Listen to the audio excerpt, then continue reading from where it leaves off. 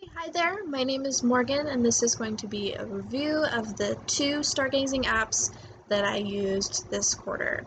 I used Starwalk 2, which is an app that shows the stars in the sky and tells you kind of which one's which, and then I used Skylive, which shows you what percentage of stars you should be able to see every night. Kind of gives you like a forecast of how well the conditions are going to be for stargazing and what you'll be able to see. So I downloaded a handful of apps at the start of the quarter, and I ended up using two of them. And the reason for that was that the two that I found, Starwalk 2 and Sky Live or Live, were easy to use. They had beautiful graphics, and there was little to no ads in them, which is ads are time consuming. We don't want them. So we'll go ahead and start with Starwalk 2 and open that up and kind of show you why I liked it so much. So when you first open it up, you can see where the stars are, and they move as you move your screen. So it's going to show you where things are in the sky. So that way when you see something, you just hold your phone up and you can kind of tell what you're looking at. The reason why I liked this one more than any of the other ones was because, first of all, there's no ads crowding the screen, nothing popping up on the bottom, nothing popping up at the top, which is very common with the apps that I found.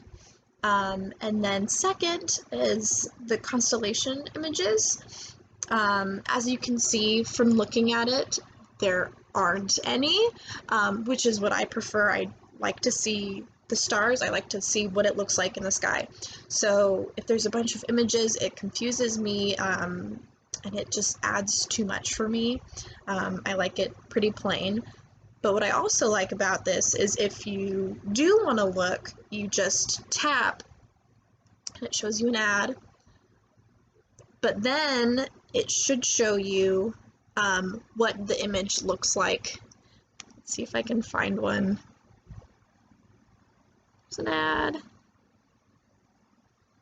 Oh, never mind. But usually you can just tap it and it'll show you what exactly the constellation would look like versus just having them. There's usually a couple options that it gives you, which is you can either turn those images on and off, which I don't like because it just feels too crowded, or they come automatically on, which again I feel is just too crowded. This way, if you want to see them, you tap it to see which one you want to see.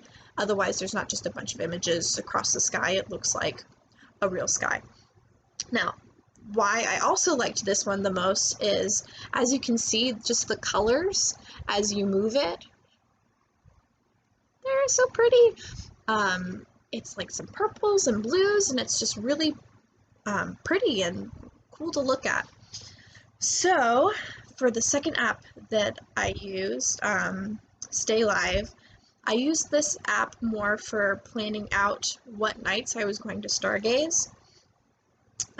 It tells me what conditions the sky is for that night, and kind of the forecast for how well you're going to be able to see things. So like for today, the conditions are 71%, which is really high. Most days, as you can see, are like in the 40% or even in the 25%. So this would be one of the nights where I would plan to do my stargazing, because the conditions are so good. Most nights they're fair or poor. So, and then on top of that, if you swipe up, then you can see what's visible for the day.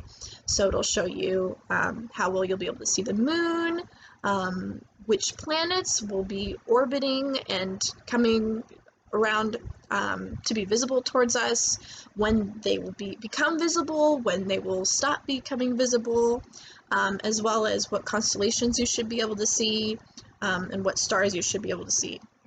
And then it kind of gives you an idea as well, of when the sun's coming up and when the sun's coming down, which is good to know. So On top of that, you can also set a reminder for what days you would like to stargaze. So that was just a cherry on top for trying to plan out when I was going to be doing my stargazing. So overall, I really liked these apps the most. They didn't have as many ads as a lot of them do. They were easy to use, they were simple, and they really helped me plan some fun stargazing. So I wish everyone the best of luck with their stargazing, and I'm really excited to see what other apps people are using. Thank you.